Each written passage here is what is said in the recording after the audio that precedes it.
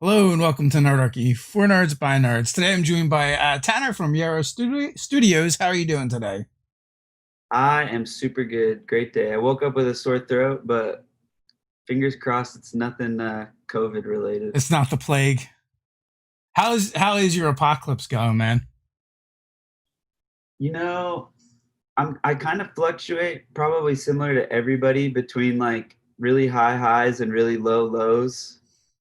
I feel like our industry especially is suffering because all that we do, like I'm not a fan of playing online. I don't get it. Like I hate Zoom meetings and Skype, and I just want to get back to playing in person. And so, yeah, the low lows are just like, I mean, we run the Kickstarter and people pull their pledge and I message them and it's always just tragic. It's never like, yeah, I just Yeah. decided I don't like you as a person. That's what I'd rather hear than I lost my job, my dad died. Like it's, Yeah. Please let it be. They just fucking hate my guts. yeah, please, please just tell me that you're over me and my products and not some, I mean, it sucks. It really does suck. But hopefully 2021 will change things and we can start playing in person again. Yeah. I mean, it seems like they got a lot of drugs they're working on now, a lot of vaccines, and I mean, I think they're starting to give it to people over in the UK, so they can be our guinea pigs. Sorry, Yeah. UK friends. And then yeah, hopefully that'll all work out. But for people that aren't familiar with Yarrow Studios, what is it you guys do? So we are, I would say we're first and foremost probably a Kickstarter company. That's kind of what's been our bread and butter for the last 2 years. And I use the royal we, but it's just me. I'm a one-man team. I have a lot of contract workers, artists and marketers, and I definitely would not be where I am without them. But as far as Yarrow Studios is concerned, it's a one man, and I just made my very first hire. So now going into the new year, we'll be a two-man team, but we've mostly been focusing on tabletop role-playing game products, accessories, and found a niche in physical battle maps. So the first Kickstarter did about $1 million between Kickstarter and BackerKit, the pledge manager. And then our second campaign I launched in February, an Infinidungeon, basically a Torah of a of D&D maps and sci-fi maps. And that one went gangbusters the first day, like almost 400 grand the first day, but it was the same week that COVID hit. The WHO declared things a global pandemic, and I think everybody's kind of been suffering from that. I've been very blessed and very lucky to still pull off two nearly $500,000 Kickstarters during these times, and so we're okay. But you know, it's tough on the industry for sure. So does that mean you're not playing online right now? No, I tried it once, and I feel like it's too distracting. I did convince my family who we quarantined with to play one day, Okay. and they're just not. I think they did it just to humor me, but Yeah. that they're not really into it. They're like, you're a nerd. Get away. Exactly. It's becoming more mainstream, but it's not quite there yet where my mom and dad will give it an honest try. Yeah. Well, maybe someday. You never know. Honestly, my wife more recently had gotten into it, and we've been together for like 27 years. So for the first like 25 ish or so, there was there was no real interest. What was the catalyst that got her interested?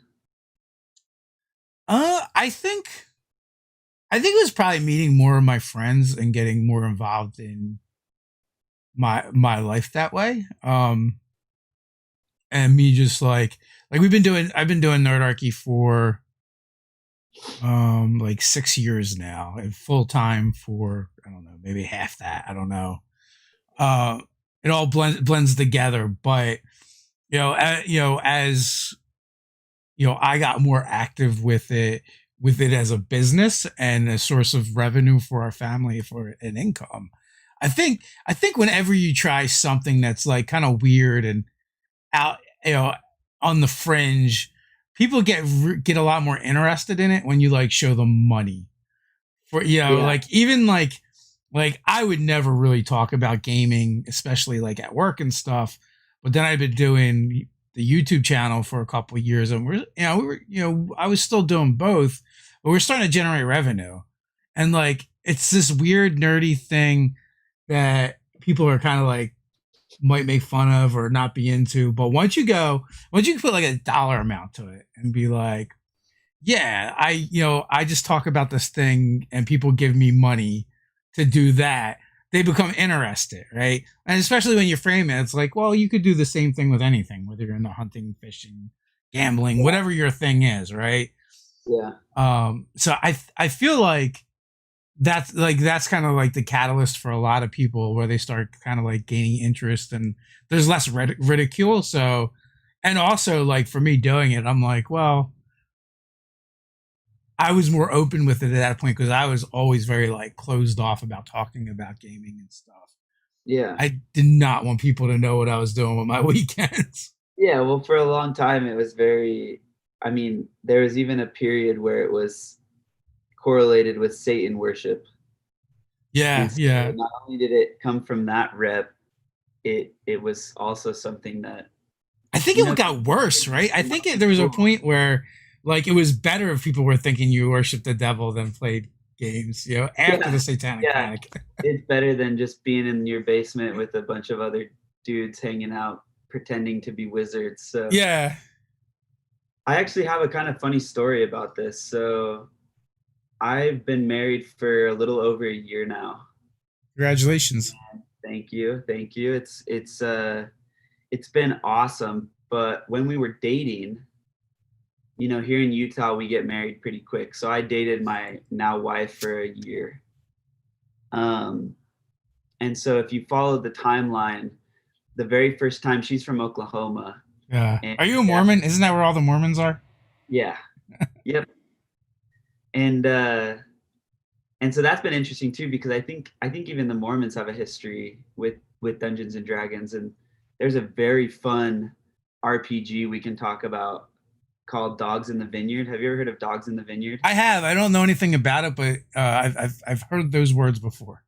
I am dying to get a copy of the physical book. I've gone as far as reaching out to the creator. I've reached out to the publisher to see if they had any. I go to all the cons, and that's pretty much, I'm supposed to be working at the cons, and I'm just looking for Dogs in the Vineyard. But I have the PDF, but essentially the creator pulled it because he didn't like the I don't know what happened. He's been super quiet about it. So basically you play as Mormon missionaries in early Utah, Uh huh. and you are the end all be all deciders of the fate of these little towns that you visit.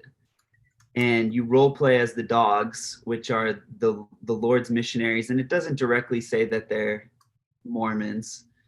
And you go from town to town like casting judgment on people, but he created a really creative RPG system, and it's kind of this fun balance as you role play between a higher power god and the law and these towns that are governed by the laws. But it got tons of accolades and tons of praise, and it was kind of taking the indie RPG world by storm. And then he just pulled it from everywhere. And there's like one copy on Amazon for like $2,000 or something. I know. I'm pulling it up now. Like I just. Oh, wait a minute, man. This might be your lucky day.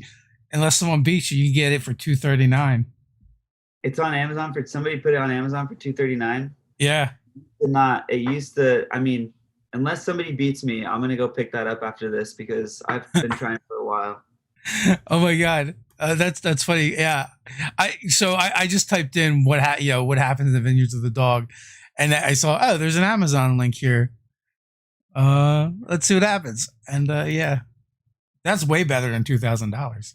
Yeah, for like 2 years, it was the only listing sitting at $2,000. So I'll go check that out after this. But yeah, so there's some ties there. I don't know. I would imagine that the guy was LDS Mormon dude Uh-huh. because there's too many little coincidences in his role playing game that were Yeah. too directly correlated to be like it's like the South Park guys. They one of them had to have been Mormon because when they make fun of the Mormons, they're I mean, within the Mormon community, we love those South Park episodes and even the musical because there's little nuances that they hit that wouldn't be funny unless you were a Mormon. And so, Okay. but what I was going to say is, so we date fast. After like 6 or 7 months of dating, she takes me home to see her family and visit her family. And I was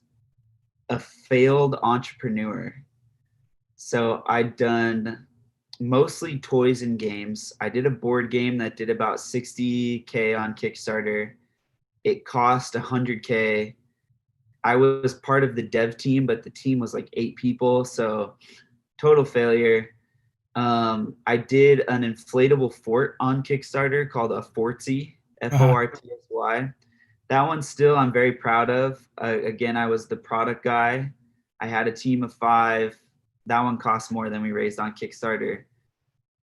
So I'd been kind of just bouncing between these little gigs and making 10, $20,000 at each one and moving on and so I had like 10 grand to my name, I think, in my between my assets and my bank account and whatever. And I'm going out to meet her family.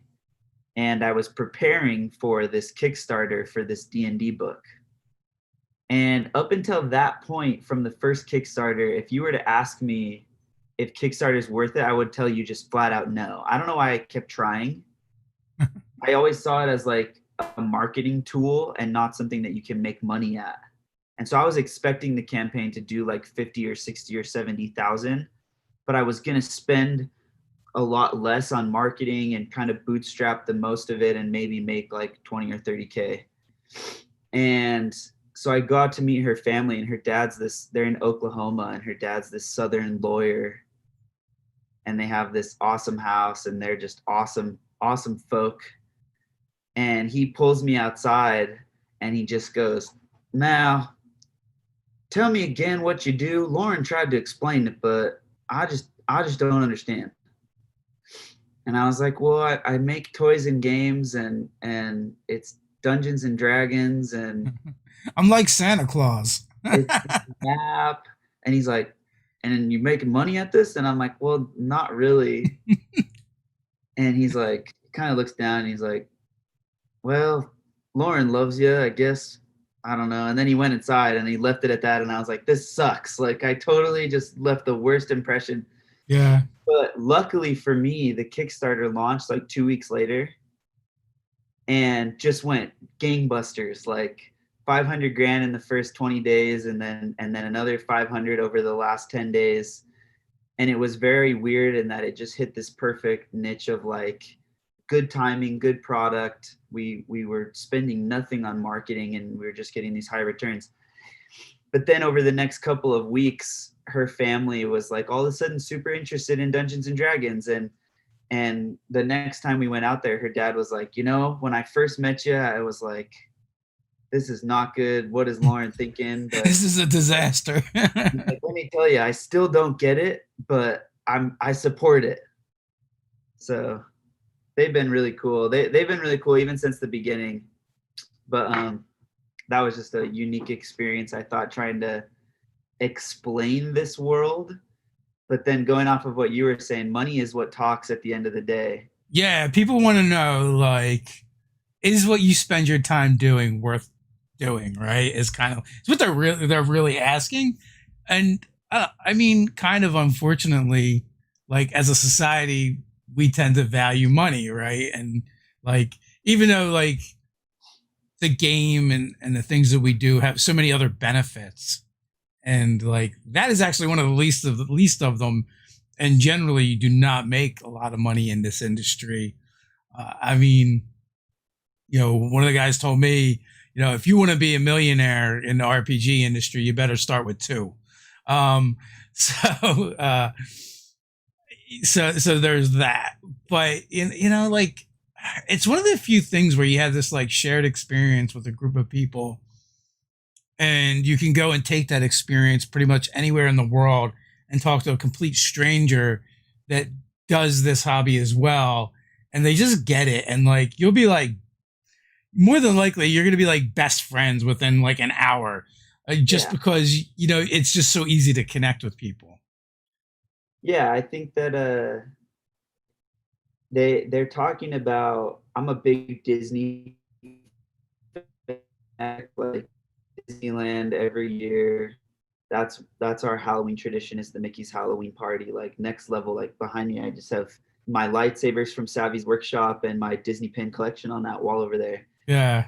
And they're saying that the economist predictors are saying that the revenge travel, like the revenge Disneyland travel, is going to be so insane Uh-huh. when COVID is over.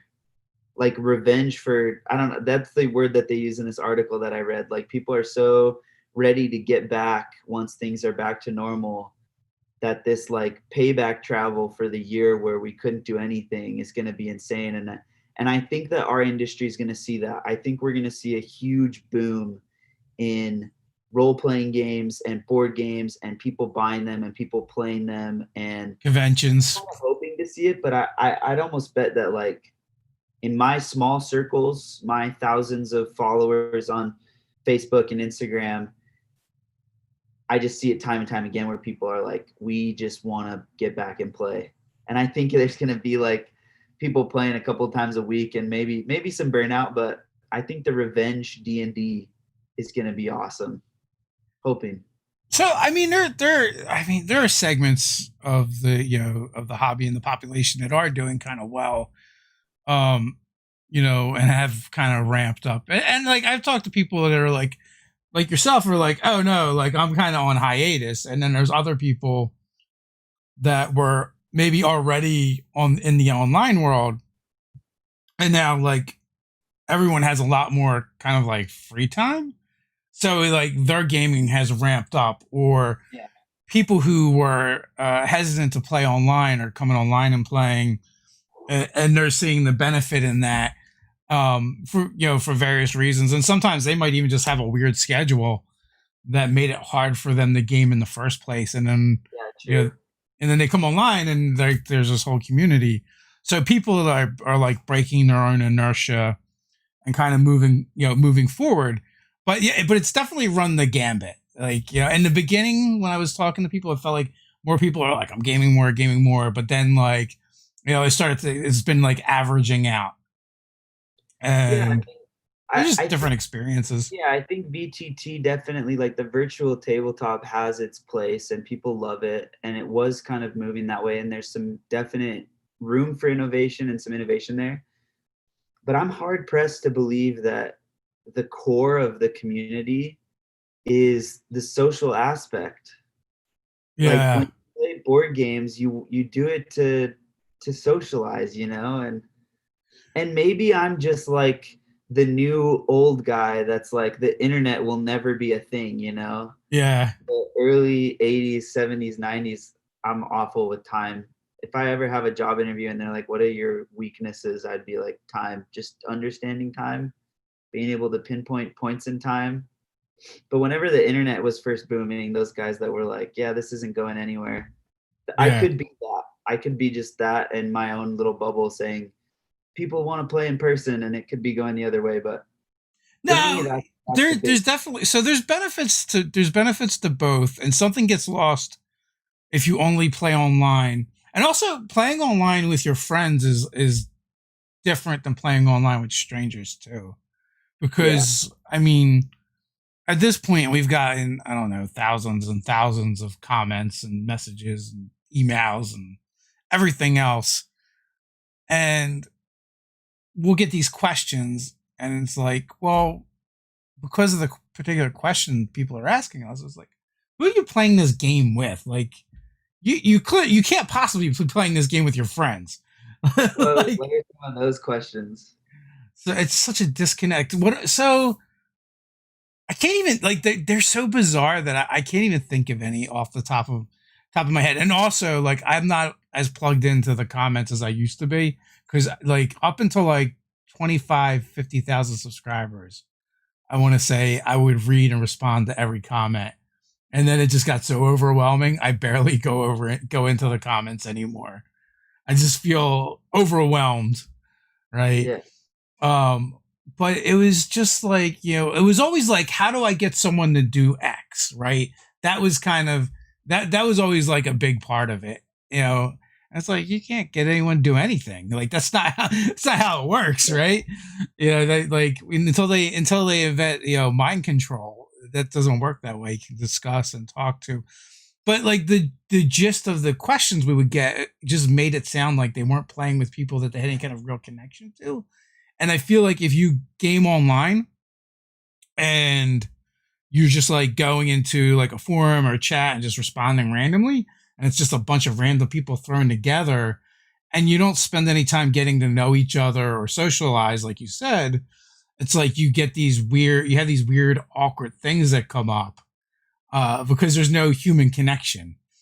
Yeah, and And then just playing over like a Zoom call or a Skype, you talk over each other. I mean, I'm just very technologically illiterate, so it's very tough for me to pull that kind of stuff off.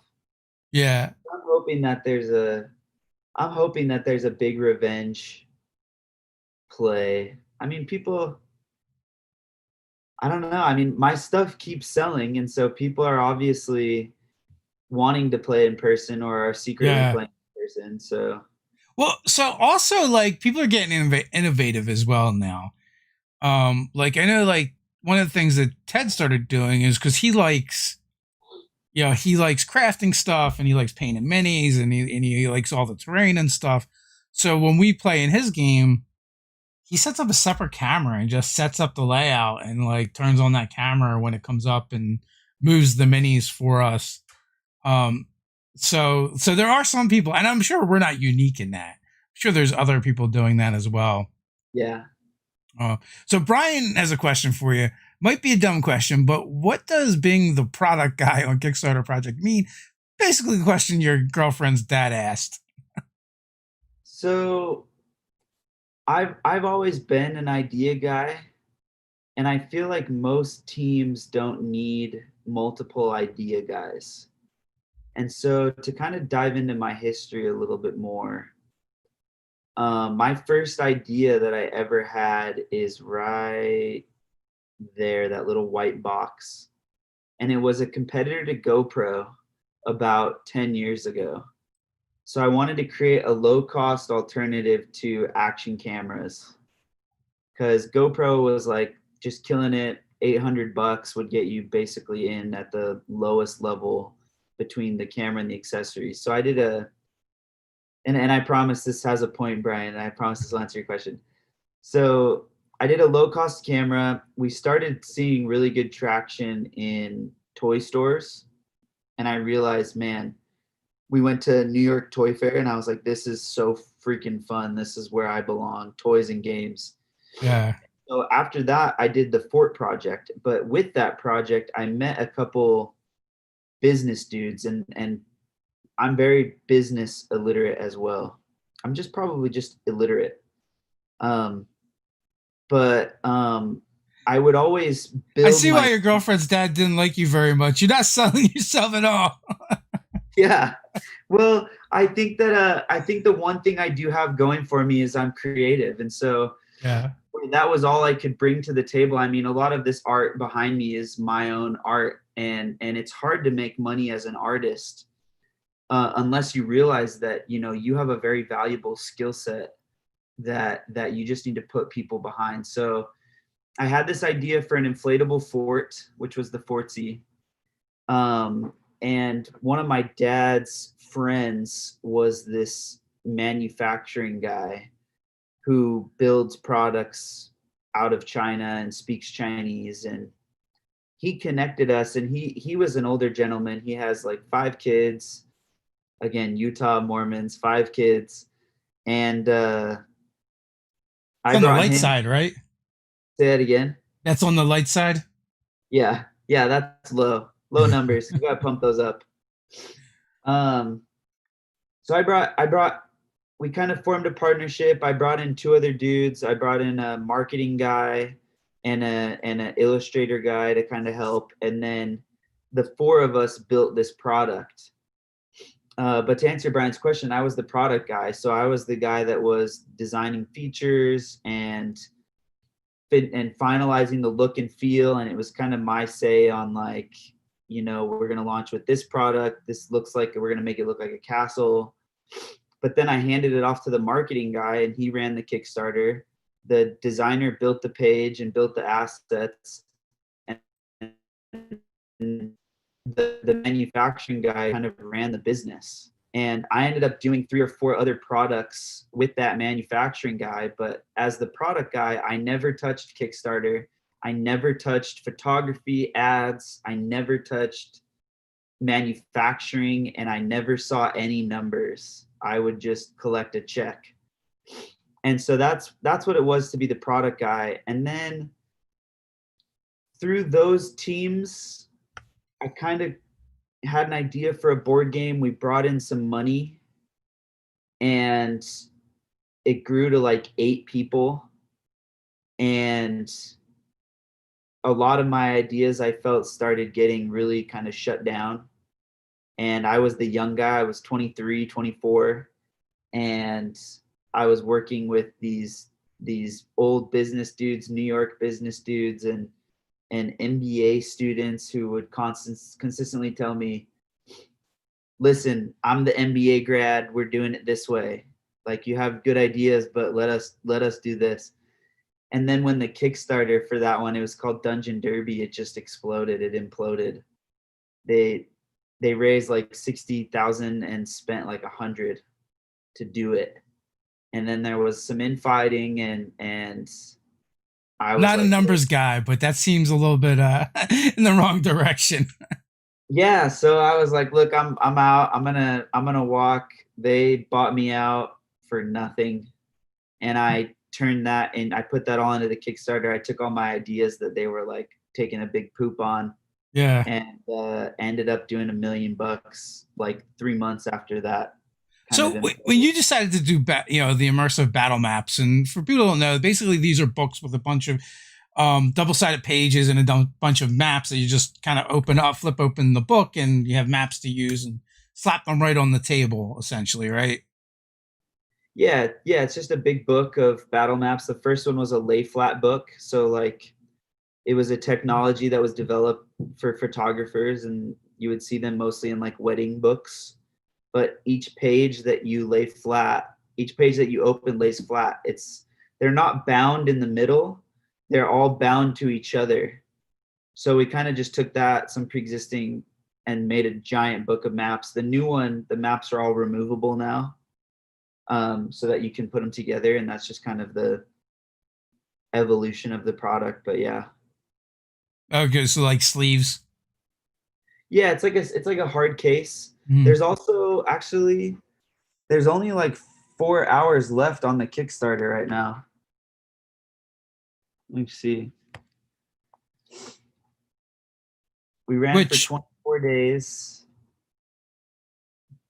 There's one more stretch goal we're trying to hit at 350, and we are $143 away from that stretch goal. So there's a good possibility you're going to hit that. I mean, that's not that far away. 3 hours to go. Yeah, I think we'll pull it off. Somebody Uh, would probably just. I've had people that just up their pledge to like 500 to hit stretch goals and stuff, and then. yeah. So, well, first of all, congratulations on running another successful Kickstarter. I mean, after the first one does 1 million, I don't know if you still get excited, but you're like 350. Um, uh, but it's still impressive. Almost 3,000 people have showed up and said, "Yes, I want this thing," which is nothing to sneeze at. And like you said, maybe it's just a fact that this product, there's not a demand for it right now because we're not getting together and playing. But it's cool that you're going to be able to make the thing. And what is that, like 350 times what your actual goal was?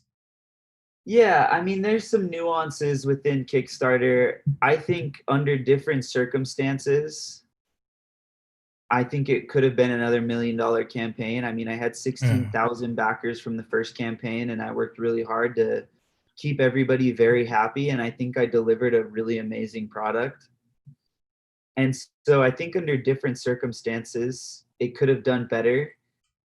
One of the worst things you can do on Kickstarter is launch in November. You fight with Black Friday, your ads get really expensive, and then you fight with Christmas. Yeah. And nobody's backing Kickstarters for Christmas. So the thought process here was maybe we hit $500,000, which we okay. Um, but I want to do a Kickstarter every 2 months next year. We have 5 that we're working on right now, and this was, of those 6 ideas, kind of the worst one. Okay. And so we were like, if we had to pick 5 for next year, which 5 are we going to do, and which one are we going to launch in November, December, and still give it our best effort, but expect it to not do as good. And so this was the one. So this to me has been a crazy success. We're getting really good at ads. We're getting really good at managing the community. I don't even think we've spent 20K so far on ads, and 20K to raise 350. I would chalk that up as a crazy massive success on a product that I knew I wanted to do, but I feel like maybe this is the final chapter on battle map books, because now we have 4 and it's 180 maps. We've pretty much covered the gamut of what you would need as far as battle map books. And maybe we do like a Revivify in a couple of years, but kind of closing this chapter and moving more towards our own intellectual property and creating some value in Yarrow Studios that isn't codependent of, you know, Dungeons and Dragons succeeding. Which, always a smart move. We kind of felt the same way, and we're like, well, we need a pivot, with things in the market change. And even now, like I've seen a couple articles or videos about Wizards of the Coast being sold by Hasbro, which I'm not entirely sure that's a thing or not. Um, Say that again. I've heard there's some videos and some articles about Hasbro selling Wizards of the Coast or positioning to Oh, sell Wizards of the Coast. Um, interesting. yeah, they kind of like put some different things together to kind of point in that direction. Um, I've been to Hasbro headquarters multiple times, and yeah. I've never once seen. I don't think their Wizards department is there at their headquarters, so that might add some validity to that. Wizards is in Seattle. I don't know where. Um, So I uh, went to Hasbro HQ in Rhode Island. yeah, they're not. I mean, because Wizards of the Coast I guess, was there before. Yeah, but Um, I didn't even see a D&D department. I mean, that's where all their dev is done, and maybe they just have it. no, Wizards is their own company and they do it there. But So doesn't Hasbro own them? yeah, they do own them. Yeah, I But mean, I would think that you would see something there, right? So at I don't know. HQ. I mean, it's also such a small property compared to the other things they own. Like, Yeah, their Nerf and Barbie were their 2 biggest, like, yeah, I mean, I guess my understanding is like Magic is like 80% of what. of Wizard stuff. Yeah, so that means D&D is pretty small. It's weird because the D&D brand is worth more than the D&D products. And I it's think just so. I think it's capturing that. growing though. Yeah. Oh yeah, it absolutely is.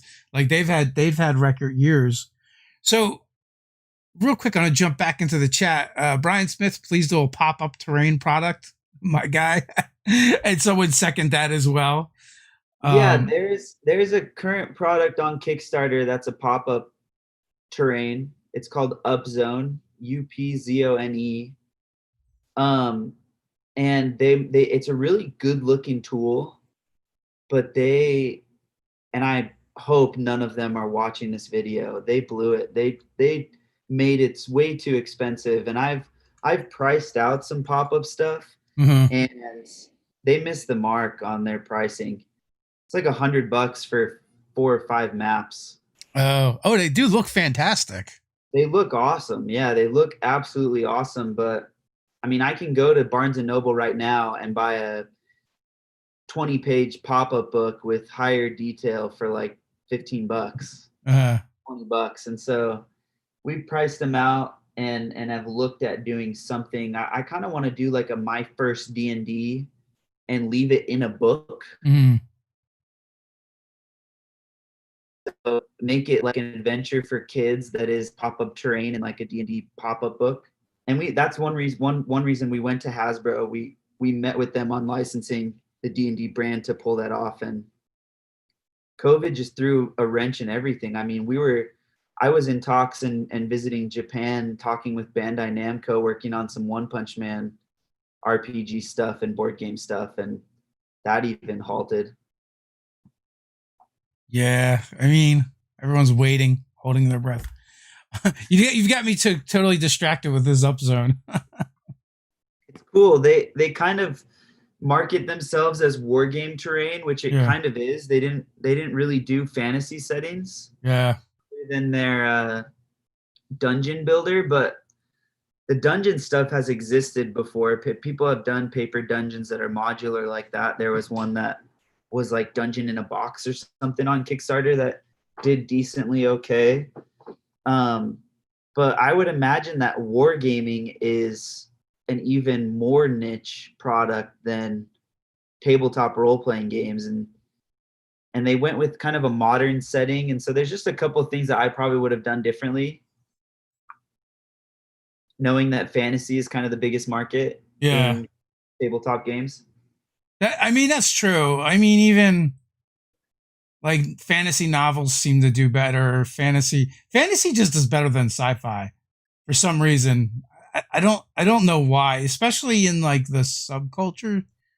Um, Yeah, you would think with like Star Wars and Star Trek and stuff and those fandoms, but I mean, I can give you just raw numbers. Oh, we just hit our stretch goal, by the way, 350. oh, Congrats. awesome, man! Congratulations. Yeah, it's good. But I I would don't know also who you're say congratulating because it's you yourself.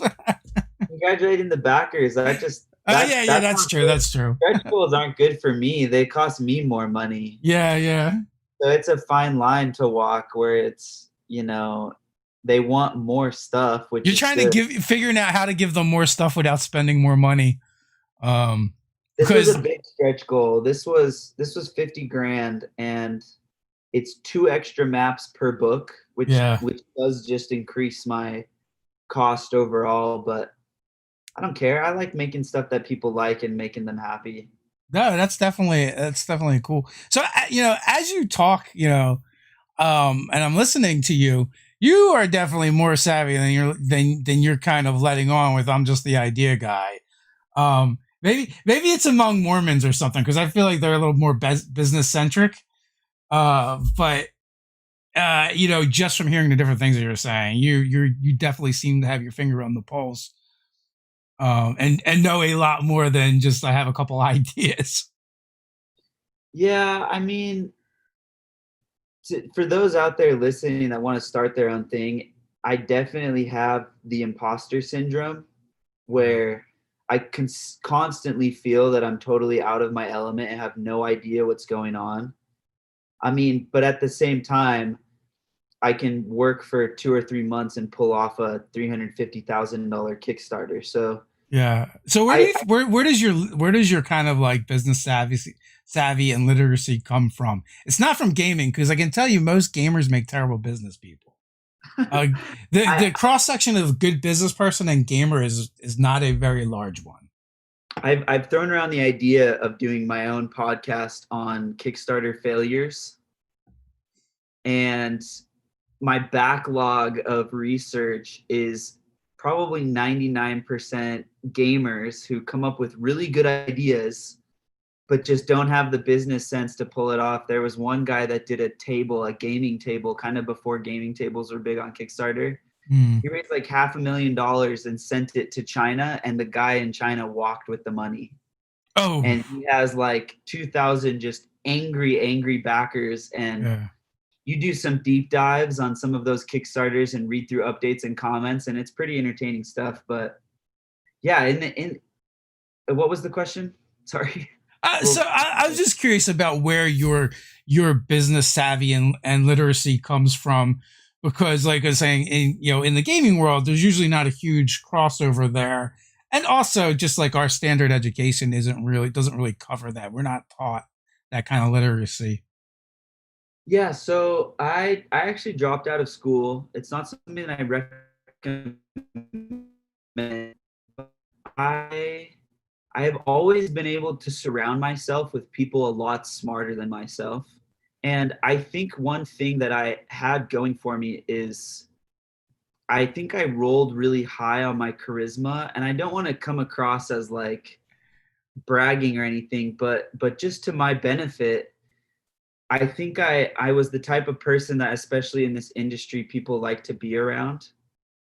And I avoid negativity. I build people up. I make sure that people feel valued. And a lot of these really creative, really smart people, men and women, just, in today's society, they don't feel valued. And so just consistently reminding them that even that I love them, that I'm grateful for them, and then taking care of those people, I think has created an environment for me where I can just find somebody who is way smarter than me and convince them that they should work with me. And then I would just add, I've just done it for so long. I meet kids my age that are like just finishing school, and they're like, how did you come up with this idea? How did you get to where you are? And the only difference is I've been doing this for like 12 years. The action camera company I started when I was 20 years old. I'm 28 now, and I failed. Let's see, the cameras was a failure. The forts were an absolute failure. I did a board game that I sold to Goliath Games that I almost sold to Hasbro, called Builder Boom.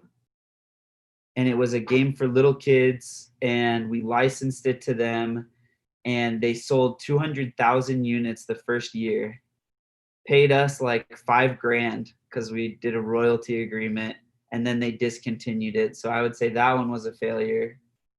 I have one product that is so awesome that is hopefully launching this year, but it was another licensed product, but it's a 3-dimensional light bright. Move it like in front of your chest. Yeah. So Where you were sitting before, but in front of your chest, because that's where the box is that you're in. Okay. okay, it's plugged in. Let me just move my camera. Okay. Is Okay. that better? Oh yeah, yeah, yeah. So I made a Borat with it. It looks like this. So you can take pegs, colored pegs, and pop them in. But I made Borat. I also made and then it lights up. So I made Borat, and I made a little Mandalorian before he got his full Beskar. Oh, nice. And then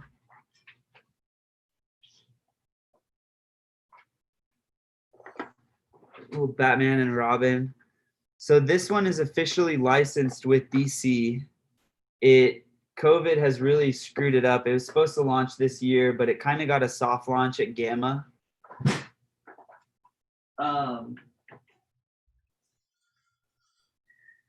But yeah, just a lot of failures, a lot of trial and error. This one I licensed to Goliath as well, and we saw Builder Boom. I would consider 200,000 units crazy success. It was like $40 million in revenue for them off of my game. But licensing, just it doesn't pay a lot. Yeah. And so this one, hopefully, I mean, their games that do well do like 7 or 8 million units a year, which is what they were hoping for. And if you can hit a product like that, licensing then makes sense, and it becomes super valuable. But I think I've tried it. I've done patents. I don't think patents are worth it. I have a patent right there for the Globots, the light up toys. It's a utility patent on any three-dimensional light emitting toy. Yeah. It's Oh like no, super are you a broad. patent? Are you positioned to become the next patent troll? No, no, I just wanted to protect this toy, but Yeah, yeah, my lawyer is just really good, and yeah. he ended up getting a very broad patent that is basically any three-dimensional light bright, whatever shape it's in. Um, No, it I makes sense, and you made the thing. Are you familiar with the troll patent or the term patent troll? Yeah, yeah, they'll go through. I've seen it a lot in the music industry where Yeah. they'll go and buy old patents and then sue artists for having similar chord progressions and stuff. There's other ones that they just come up with an idea. They never make anything. They just come up with the idea and patent the idea, especially when it comes to software and things like that. Things that might be possible. Like they don't even have to know how to do the thing. They don't have to have any special skill set. They just have the wherewithal to go, oh, this could possibly be a thing. They patent it, and then they just wait for a real entrepreneur to actually make it, and they sue. Yeah, yeah. I mean, I did this under the guidance of the toy Yeah. company that we sold it to. Goliath is like the biggest outside of the US. They're basically a competitor to Hasbro and Spin Master. They do Mr. Bucket, Pop the Pig, Gator Golf. And so And under their I'm also just saying what you did is not the same because you actually made the thing. Oh yeah, we made the thing. They wanted us to protect it. It if you're especially if you're licensing something, especially like Warner Brothers, that's an expensive license, and so they want to feel protected. If somebody made something similar, if it was a toy, I mean, it costs money to sue somebody, and so that's Yeah. not a world that I want to live in. Just as a heads up, somebody canceled their pledge, and we dropped below the stretch goal, so No. $38 away. But I mean, that happens. I've honestly gone through and messaged almost every single person that has canceled, and again, it just makes me depressed. I've had to stop doing it. People are just losing their jobs or Yeah. Well, yeah. So like, if like I mean, I've only done one Kickstarter so far, and we were really lucky in the sense that it did really it did well, and it like throughout the whole thing we're getting constant pledges. But if you are watching it, you'll see that you see the dips, and for us it wasn't as bad because we didn't really have a lull in our Kickstarter. I can only imagine those dips look so much worse when when there's a lull, because everyone talks about like um I forget the term that they use, but we never experienced it because it's like the like plateau. the Kickstarter plateau, and like we we averaged. Oh, you're back up.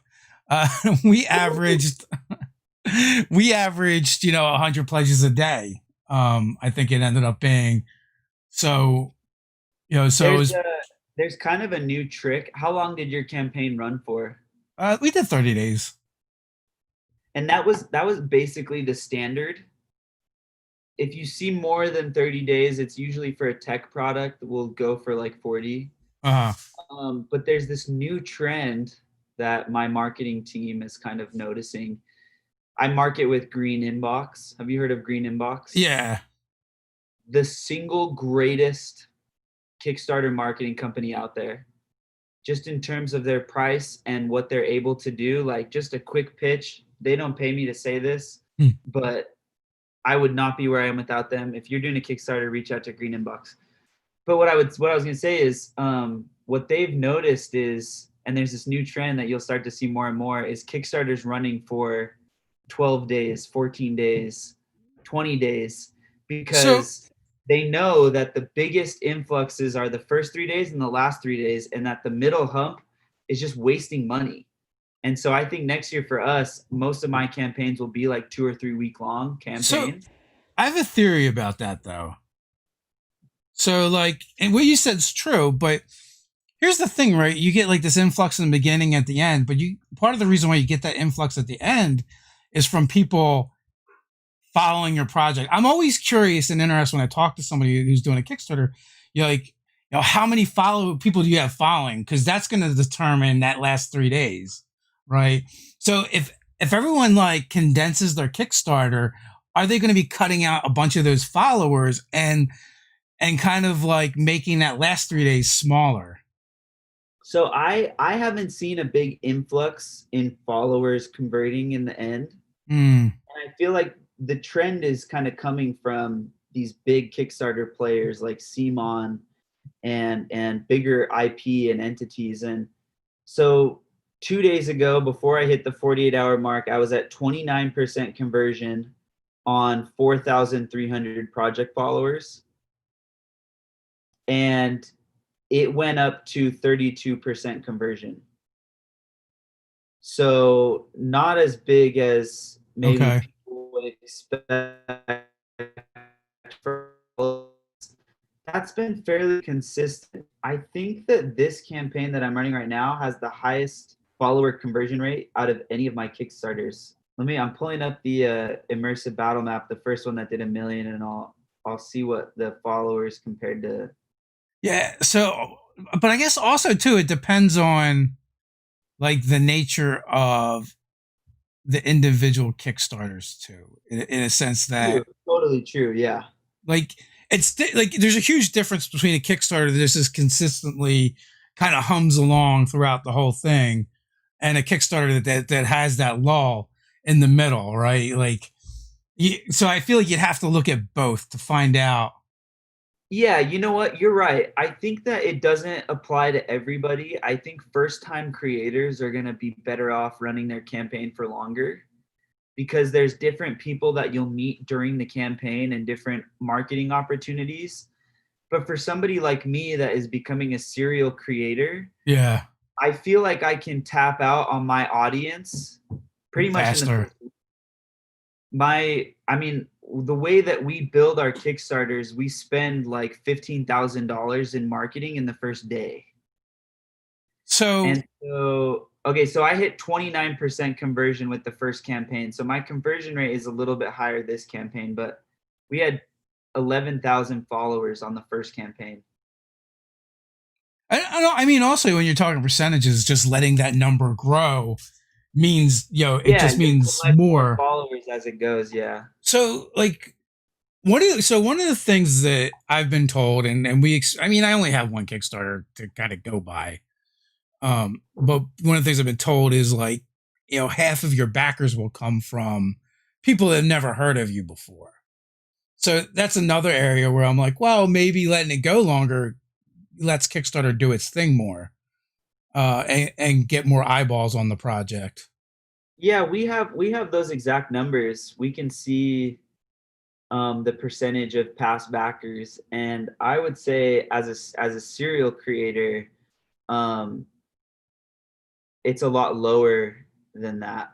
I would say the majority are past backers, Okay. So but maybe really, that's it's that first project that becomes the most crucial, and then after that, you've already kind of are in the the ethosphere of yeah. Kickstarter. It also kind of depends too. Like I consult on a lot of Kickstarters. My dad keeps telling me I need to start charging to consult on them, but I got Mm. so much help. I've had so much help my whole career that Yeah. I hate charging for that kind of stuff. But I've had so many Kickstarters come to me and reach out, and my advice is the same. Like I feel like Facade Games is a very good example, but their first Kickstarter barely broke 100, and I'll tell you right now, that's not enough to live off of. No, no, Even if you're it's one not. person to manufacture, market, and sell a product, you maybe take home 20, 15, 20, 30K, maybe if you're really good at marketing and figured out how to do it on 100 grand. And you don't want to just pay yourself that because you're trying to build a company. But what they did is kind of good advice all around, where even if your first Kickstarter is not crazy gangbuster successful, you have to make a good product and fulfill it in a timely manner, and all those people are going to support you on the next Kickstarter. And so it can go one of two ways. Like if you're like me and you just get crazy lucky on the first one, then I had the best of both worlds where I had tons of backers, I kept them happy, but I also had cash to pay myself and make it a full-time thing and build other products. And so following Kickstarters were those backers and new backers that I could bring in by spending tons of money on marketing and product development. But the flip side of that coin is, if you're just slowly collecting backers but want to continue to create Kickstarters, like your next campaign would, I think, definitely do just as good or better than your current one with way less spend on marketing, as long as you take care of your current backers. Yeah, right now we were still trying to deliver. So we delivered the book to people that just ordered the book for the most part. But we've had some other issues with some of the things that we've been working on, that we're still waiting on. Some of it's manufacturing and COVID related. But Yeah, and I yeah, found that everybody's pretty understanding. I would say one of the best things you need to do as a Kickstarter creator is have transparency. When you make a mistake, you need to own it right away. And I think Kickstarter communities in general are very forgiving. I'm not saying you've made a mistake. I'm just saying I've made oh, a we've made many mistakes. Not gonna, but like, so next time around, we won't have to make those same mistakes. We'll work on making new ones. Yes, exactly. Um, how have you seen the community? Has your community been pretty understanding with the Yeah, delay? I mean, I think they have been pretty good. I mean, we come from a little bit of a different background where we built the community first, Yeah. and then so a lot of our backers are people that have know who we are, and have seen us on YouTube for years and years, and visit our website. So for the most part, they've been pretty good. Like, I was told by other people that um more have been involved in more Kickstarters than ours. Are like, your Kickstarter page, they don't there's the community doesn't talk over there. They're not really vocal. Like, when the Kickstarter was going on, they're like, they just come and spend their money and leave. I'm like, I don't know how it works. That's fine by me. Yeah, we've gotten some of that. We Yeah. And maybe I it's the RPG niche. I don't know. Yeah, I have a private Facebook group that has about 6,000 members where I float ideas, and it's called Tabletop Innovators, and it's for people that are trying to break into the industry. We just kind of help each other out. It's a really cool group. A lot of them come from that, and everybody kind of knows a lot about my personal life. Mm. It's kind of interesting because a lot of Kickstarter entities don't want to put a face to it, because it's a two-edged sword, right? That can be really good because it creates a level of trust where they can see who the creator is and they have contact with them. I have a bunch of backers that add me on Facebook regularly, and again, you can just assume why. I mean, you get it, right? You guys are the face of Nerdarchy, and so you probably see that stuff all day long too. But in our Kickstarter comments for like a whole week last week, we were just talking about my wife's pregnant, and everybody was talking about their kids and telling Yeah. stories about diarrhea blowouts and tricks that they use. And there was a couple people like, what the hell is going on this Kickstarter page? Like, why are we talking about? Yeah. But yeah, I think we just fostered a good community like you guys. And so yeah, our comments are mostly stuff that is kind of unrelated. Yeah. So will people be able to back the Kickstarter late? Will you be doing like a late pledge or pre-orders? Yeah, there's a couple pledge companies that are really hounding me to launch a pledge manager immediately after, but Mm. I kind of want to wait till after Christmas. I don't think there's any reason to do it right now. So we'll let people enjoy Christmas. I'll get started right away. I mean, I've already started on manufacturing. We'll finish the art. Um, You just had and 3,000 backers too. I know that 301. I just saw that. I just saw that too. And Kickstarters can be fun when they're doing well. oh, it was so fun when the first one was going because I had such low expectations, and Yeah. I had friends and family, and especially my wife's family reaching out, following it every day was a very cool experience. But yeah, so Pledge Manager, probably 1st of January after the new year, we'll open it up. I'm launching a couple products in the Pledge Manager Okay. as add-ons.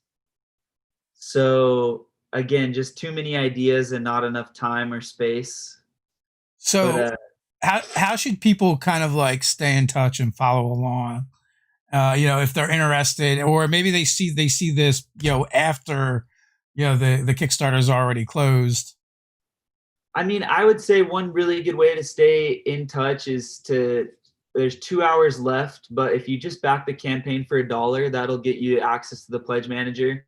The Yeah. Pledge Manager will also be open even if you don't back, and we'll run some ads to push people through to that as well. Um, but I would say join the top innovators. People are constantly helping each other out with stuff. I've done quite a bit of. If you want my time, that's the best place to find it. I'll consult on your page and help you build products, whatever it takes, man. But yeah, tabletop innovators. I think it's 2 words, and it's private, so I have to accept you. But Yeah, there's a link to it on your Kickstarter, actually. yeah, there should be. Yeah. So people can find that for sure. I mean, also you have your website going on. It seems like you have a bunch of sales going on over there for the end of the year. If people were interested in checking that out. Yes, if you go to yarastudios.com and sign up, you'll get a little prompt to put your email in. That's something that I only message the email when I'm launching something. So Okay, not like us. We badge our people every week. No, so we do a newsletter and we actually we distribute content that way. yeah, Uh, that's good. That's something that I need to be doing. But it's just another thing to do. It's a lot. So we are just past the hour mark, so it's time for us to head out. Final thoughts before we do? um, the new season of The Mandalorian is unreal. I'm loving every second of it. If you want to meet me in person, the day that Disneyland opens, I will be there. And fingers crossed the cons start opening because we're going to start, we have some fun plans for 2021. We want to do a booth at one of the next conventions that's just a giant ball pit. So an Oh, adult ball nice. pit, we're kind of planning that right Nerdarchy now. the convention, man. I think that's the place to do it. Okay, yeah. We're in, man. Count us in for anything you guys do. And yeah, that's it. Final thoughts. Oh, thanks. Having a baby, stressing out. Nice. After you get the first one out of the way, it gets easier. By the time you have your eighth or whatever, you'll be like a pro. Uh, Yeah, got to build my own little battalion over here. yeah, we stopped at two. It's like I'm kind of like of the train of thought of no one puts out a pepper salt shaker. So two seems like a good. We had a boy, a girl. We're good. Done. And also like after you go past two, you can no longer go to a man on man defense. From there, it's all zone. Yeah. Yeah, Yeah. I was really hoping she has a lot of twins in her family, and yeah. her pregnancy's been super hard. She's been very sick. So I was kind of fingers crossed that we were having twins just so we Uh-huh. could two birds with one stone. But I do like seeing a large family of, especially when they're like close together, because when you watch them, they always look like a family of ducks when you yeah, see them on the street. that'll be us, man. That'll be us. I I kind of, and we'll just wrap it up with this, but my friends don't play D&D. I'm kind of this weird enigma. I kind of grew up playing sports, and so all my friends Right. are the football guys. But Hey, my they're goal, starting to get into it, man. yeah, yeah, they are. My goal with my wife is to have enough kids that I don't have to play D&D with my friends. I can just play them with my kids. So I think four or five would be a nice round party number. Yeah, I mean, if your wife plays too, like 4 to 5 kids and your wife, then you're good. Yeah. Uh, Yeah, so yeah, that's kind of the goal. That's kind of the goal. Build my own little dungeon party here. perfect. Well, with that, until next time, folks, stay nerdy. And